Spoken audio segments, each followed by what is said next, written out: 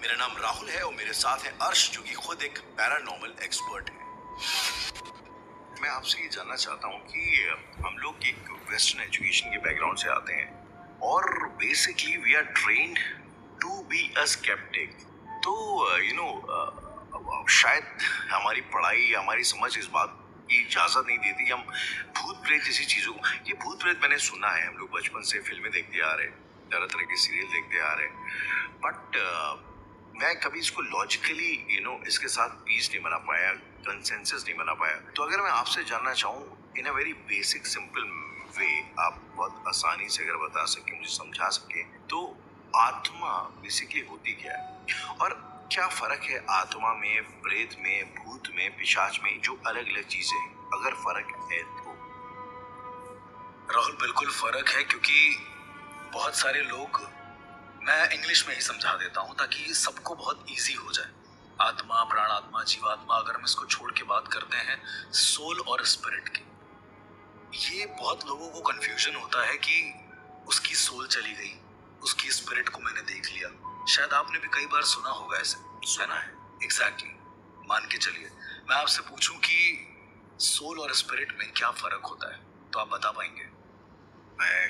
Obviously मैं एक paranormal expert नहीं हूँ, just curious mind, but I think जहाँ तक मुझे लगता है कि soul is a universal thing, spirit एक सब्जेक्टिव इंडिविजुअल थिंग होती है, but this is just a raw understanding of it. So जितना मेरा एक्सपीरियंस है, अगेन मैं उतना ही कहूंगा जितना मुझे पता है। शायद दुनिया में इसके अलावा और भी बहुत कुछ हो, पर सोल और स्पिरिट के कॉन्सेप्ट को जब मैंने जाना, उसका कॉन्सेप्ट कुछ ऐसा था कि सोल बनती है 3 चीजों से: बॉडी, एनर्जी और हमारा माइंड। और स्पिरिट हमारा अनकॉन्शियस माइंड होती है, विच इज अनएक्सप्लोर्ड, जिसको कभी एक आम सी भाषा में हम आपको बोले, हमारे दिमाग के 3 हिस्से होते हैं: कॉन्शियस, सबकॉन्शियस और अनकॉन्शियस। तो हमारा जो कॉन्शियस और सबकॉन्शियस माइंड है, वो हमारी सोल है, जिसको हम एक्सप्लोर कर पाए हैं। लेकिन जो हमारा अनकॉन्शियस माइंड है, जिसमें न जाने कितनी यादें भरी हुई हैं, वो हमारा स्पिरिट है, जो कि अनएक्सप्लोर्ड है। ये एक बहुत बड़ा डिफरेंस है सोल और स्पिरिट में, जो कि शायद बहुत कम लोग इसको नोटिस करते हैं, क्योंकि ये दोनों ही एक सी लगती है सबको। तो हर जब इंसान की मौत होती है, जब उसका देहांत होता है, तो उसके शरीर से जो निकलता है वो क्या निकलता है? वो सोल निकलती है या वो स्पिरिट निकलती है? जब किसी इंसान को जलाया जाता है, कह सकते हैं जब उसका अंतिम संस्कार होता है, जब एक आखिरी वक्त होता है उसका, ऐसा कहा गया है कि जब हम मरते हैं, क्योंकि मरने के बाद की जिंदगी तो मैंने भी नहीं देखी, टू बी वेरी ऑनेस्ट, लेकिन जो हमारे स्क्रिप्चर्स, जो हमारे वेदास कहते हैं, वो ये है कि अंतिम संस्कार के दौरान ऐसी ऐसी क्रियाएं होती हैं। शायद आपने कपाल क्रिया का नाम सुना होगा कभी, शायद आपने, कई सारे गांव में ऐसी क्रियाएं होती हैं जहां पर इंसान के पैर में एक बड़ी सी कील गाड़ देते हैं। वहां पर ये सब एक रिचुअल है, अलग अलग तरीके के रिचुअल। लेकिन अगर मैं अंतिम संस्कार की डायरेक्ट बात करता हूँ आपसे, कि जब वो संस्कार हो जाता है, तो उसके सर पर, उस शव के सर पर चंदन की लकड़ी से हल्का सा मारा जाता है, उसके अजना चक्र पे, जो कि हमारे माथे के बीचों बीच होता है, दोनों भाव के बीचों बीच होता है एक तरीके से, जहां से हमारी सारी यादें एक साथ संचालित होती है या चलती हैं। वो इसलिए मारते हैं ताकि मेमोरी जो है, जो इंसान की मेमोरी है, उसने अपने पूरे जीवन में जो मेमोरी कलेक्ट करी है, वो मरने के बाद उसके साथ ना जाए। कमिंग टू द टॉपिक, जब इंसान मर जाता है, उसका शरीर तो जला दिया गया, राइट? मैंने सोल और स्पिरिट के कॉन्सेप्ट को आप याद रखिएगा कि शरीर तो जला दिया गया, माइंड भी जल गया, तो बॉडी और माइंड तो चले गए, बची क्या? Energy. Energy and spirit, right? ये 2 चीजें बचती हैं। एनर्जीज को कभी ना डिस्ट्रॉय किया जा सकता है, ना ही बनाया जा सकता है, वो बस एक फॉर्म ले सकती है, ये हम सबने सुना है। यही एनर्जीज जब प्रबल इच्छाओं के साथ खत्म होती है, किसी इंसान की याद, जो अगर उसने कुछ सोच रखा है मन में और कोई एक प्रबल याद है उसके पास, और उस याद के जरिए ही वो मर गया, तो उसकी जो ऊर्जा है, वो कोशिश करेगी एक फॉर्म लेने का, क्योंकि वो बहुत ज्यादा रेस्टलेस होगी, उसका शरीर नहीं है, उस ऊर्जा को जगह चाहिए। वो कोशिश करेगी कि वो उसी इंसान की फॉर्म ले ले, जिसको हम कहते हैं हमने भूत देख लिया। ये कॉन्सेप्ट होता है भूत का। वो दरअसल एनर्जीज होती हैं जो अपनी झलकियां देती हैं, जो अपने होने का एक सबूत देती हैं। आपने कई बार सुना होगा जब किसी की डेथ हो जाती है तो आपने ये भी सुना होगा कि मुझे उनके जाने के बाद वो कई दिनों तक दिखे जी उसी बेड पर। अक्सर लोग कहते हैं इस बात। एग्जैक्टली। और मैं उस टॉपिक को कट करता हूँ और सीधा आता हूँ स्पिरिट के टॉपिक पे। स्पिरिट इस दुनिया से जाती है, जैसा कि गरुड़ पुराण में भी कई सारी चीजें वर्णित हैं, लेकिन मैं गरुड़ पुराण के कॉन्टेक्स्ट को ज्यादा आगे नहीं रखूंगा क्योंकि मुझे नहीं पता है। स्पिरिट इस दुनिया से जाती है और वो चली जाती है, वो रुकती नहीं है। उसे जाने में जितना भी समय लगे, हाँ, अंतिम क्रिया के दौरान आपने देखा होगा कि पैर के अंगूठे में सूत का धागा बांधा जाता है। जब भी कोई मरता है तो उसके दोनों पैरों के अंगूठे बांध दिए जाते हैं और उसके बाद उस इंसान को जलाने के लिए ले जाया जाता है। तो अगर मैं आपसे कहूं कि वो स्पिरिट का, उस स्पिरिट का वो एक यम पाश होता है, वो एक पाश होता है जिसे यमदूत लगाते हैं। क्योंकि जब उस पाश को लगाया जाता है, हमारी आम दुनिया में जब उस धागे को अंगूठे से बांधा जाता है तो जो पंडित होता है, जो मंत्र पढ़ता है, वो यमदूतों को बुलाने का पड़ता है और इसके बाद ही स्पिरिट इस दुनिया से जाती है। फिर जैसा वर्णित है कि एक नदी क्रॉस करके जाना होता है, बहुत सारी प्रॉब्लम्स होती हैं, उसके बारे में फिर हम आगे बात करेंगे। पर बेसिकली सोल और स्पिरिट का कॉन्सेप्ट यही है। यहाँ पे ना बहुत बड़ा सवाल खड़ा होता है हर्ष की, एक नॉर्मल सी अंडरस्टैंडिंग है कि हम लोग अकेले जिंदा जीव है नहीं इस दुनिया में। आई मीन तमाम किस्म के जानवर हैं, तो जानवर मरता है और इसी मिट्टी में मिल जाता है। लेकिन जब हम इंसान मरते हैं, चाहे किसी भी धर्म का इंसान हो, जब इंसान मरता है तो उसमें तमाम किस्म की अंतिम क्रियाएं होती हैं। हमारे में हिंदुओं में अलग एक है, मुस्लिम्स में अलग है, क्रिश्चियनिटी में अलग है। तो अर्श ये जो अंतिम क्रियाएं होती है, अभी आपने जैसे कपाल क्रिया का भी मेंशन किया था और अनफॉर्चुनेटली मैंने भी रिसेंटली घर में एक कुछ डेथ्स वगैरह देखी है जी। तो ये अंतिम जो क्रियाएं होती हैं, इनका क्या सिग्निफिकेंस है? अगर ये ना की जाए तो फिर उसका परिणाम क्या होता है, नतीजा क्या होता है? मेरे हिसाब से उसका परिणाम तो कुछ नहीं होता है, लेकिन कहते हैं कि हर एक चीज का एक प्रोसेस है। Everything is a process. जो भी हो रहा है वो एक प्रोसेस में है।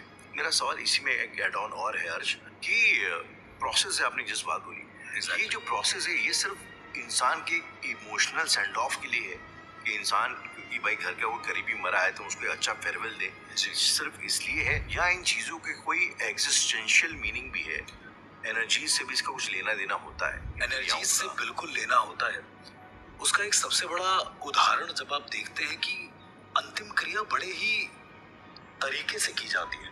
बहुत सारे लोग कहते हैं कि अगर आप तरीके से नहीं करेंगे तो वो भटकेंगे, बहुत सारी बातें अलग अलग तरीके की। पर आप अगर आम जिंदगी में उसी चीज को देखें, उदाहरण के तौर पे मुंडन तो आम इंसानों का भी होता है, राइट? कोई भी इंसान को अगर बाल में दिक्कत है, उसने मुंडन करा लिया, इट्स ओके। पर वही मुंडन अंतिम संस्कार के दौरान भी होता है। वही मुंडन जब एक बच्चा पैदा होता है उसके 1.5 साल के बाद भी होता है। बालों का भी अपना एक सिग्निफिकेंस है, बाल अर्पण करने का। कहा जाता है कि हमारे शरीर में, जैसे कि टॉपिक चल रहा है पैरानॉर्मल और नॉर्मल का, तो हमारे शरीर में न जाने कितनी ऐसी चीजें हैं जो पैरानॉर्मल है। सुन के अजीब लगा? पैरानॉर्मल है, बिल्कुल। शरीर के अंदर बिल्कुल विजिबल है, विजिबली पैरानॉर्मल। एग्जैक्टली। अब एग्जांपल देखिए होता है, या ये कह लें कि विजिबली पैरानॉर्मल कीपर है। उदाहरण के तौर पे सबसे बड़ा एग्जांपल है हमारे बाल, हमारे सर के बाल और हमारा पैर का अंगूठा। ओके, ये पैरानॉर्मल है आप कहना चाह रहे हैं? अगेन मैं फिर से कहूंगा कि paranormal is something which is beyond human readings. Okay, right?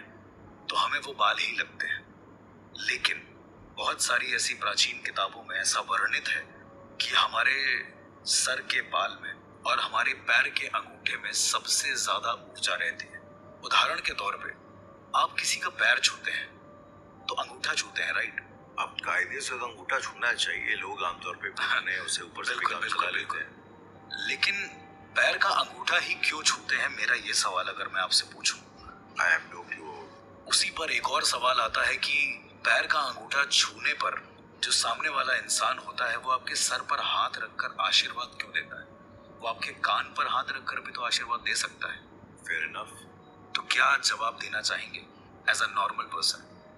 I don't know Harsh, मुझे लगता है कि सर पे हाथ रखना क्रॉस कल्चर्स डिफाइन करता है, आई मीन सिग्निफाई करता है कि I care for someone. That's what I am saying कि जवाब है पर उतना सेटिस्फैक्टरी नहीं है। उतना सेटिस्फैक्टरी नहीं है। एग्जैक्टली। कल्चरल ज्यादा है, रियलिस्टिक है कि नहीं मुझे नहीं पता। And that's why it's paranormal.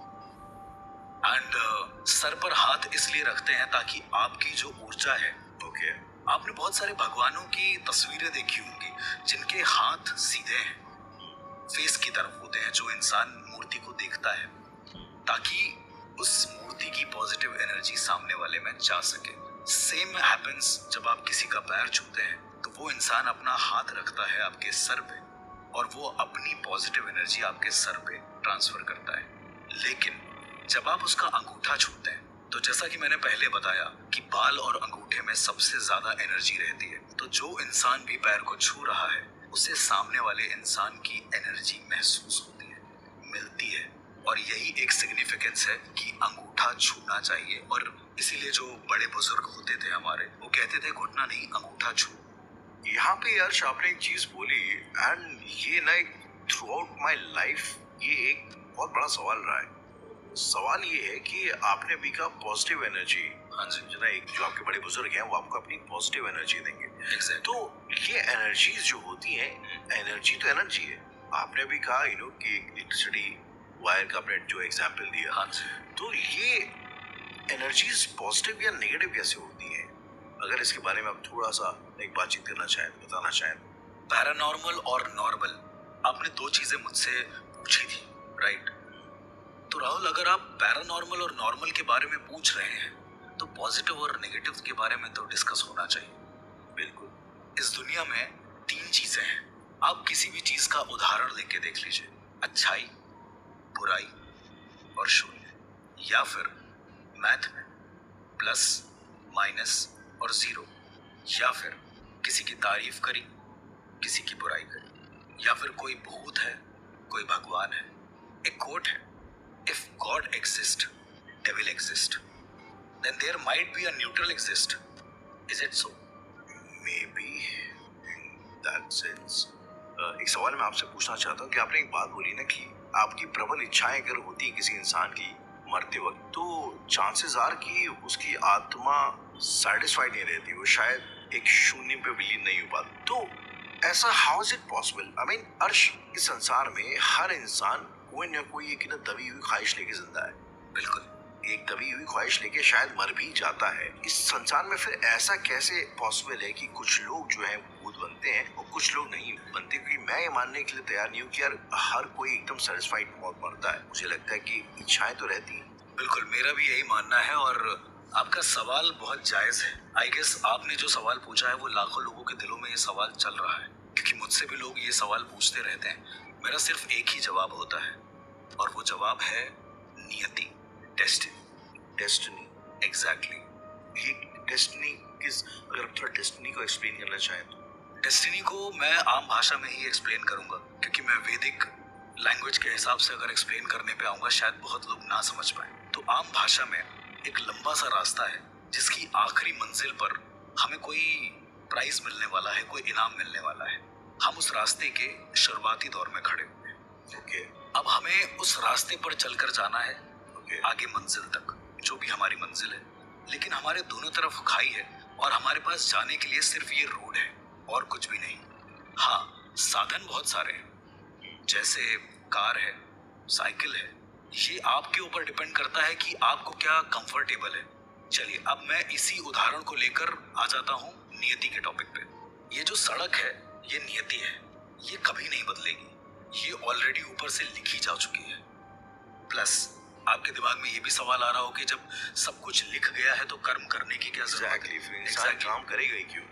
उसका सीधा सा फंडा ये है कि जब तक, जो मैंने बताया कि ये सड़क है, उसको उसकी मंजिल तक पहुंचना है उस इंसान को, तो जब तक ये इंसान कर्म नहीं करेगा, चलेगा नहीं, उस गाड़ी पे बैठेगा नहीं, कोई जतन नहीं करेगा, क्या वो अपनी मंजिल पे पहुंच पाएगा? पर ये जो मंजिल है, जिस मंजिल की आप बात कर रहे हो अर्श, ये इंसान तय करता है या ऊपर से कोई लिख के देता है कि तुम्हारी ये पर्पस है, तुम्हारी ये मंजिल देखिए, है? अंतिम मंजिल तो मोक्ष है।